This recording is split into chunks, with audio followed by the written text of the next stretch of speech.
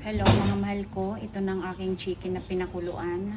Hindi lang pala lahat wings at ayan ang aking potato na pinakuluan. At ito lahat yung mga sauce ng ketchup at hot sauce. Pinaghalo ko na, meron tayong spring onion, pang garnish. At sibuyas, bawang, silim pula po. Lalagyan natin ng oyster at saka itong paprika. Ayan po. Ito ng ating kawali, ready na siya mga mahal ko. Start na tayo. Ayan po, medyo golden brown na. So, pwede na natin yan tanggalin. Ayan, isunod na natin tong ating red bell pepper na mahal ko. Natin ang ating kinuluang chicken.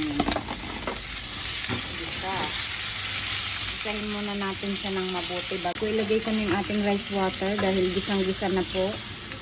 Papalambutin ko yan hanggang sa halos matutuyo na. Mahal ko, ilagay na natin ang ating oyster. Ayan, at ang ating paprika. At ating muna siyang i-mix.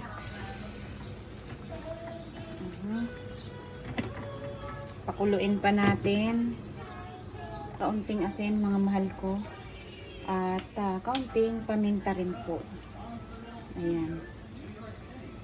Ilagay na natin tong ating sarsa, mga mahal ko. Ito yung mga galing sa Jollibee, SNR. Pinaghalo-halo ko lang po. Ayan. Ilagay na rin natin itong ating baby potato. Ayan. Pakuluin pa natin yan ng mga 10 minutes. Mga mahal ko. At atin na po siyang tikman. Wow! Halos tuyo na, oh. Oh my God. I-off na natin. Oh my God, i-off na natin po.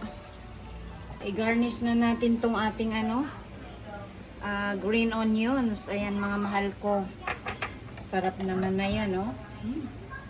Hello mga mahal ko. Ito na yung ating niluto. Tingnan nyo, napakinabangan natin yung mga sachet na hot sauce, ketchup. Ito na po yun. Nailagay na natin.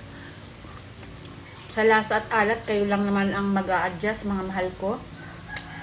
Harap niya, kunti lang ang rice ko, baka mabigla ako kasi 3 days na po akong hindi nag-rice mga mahal ko.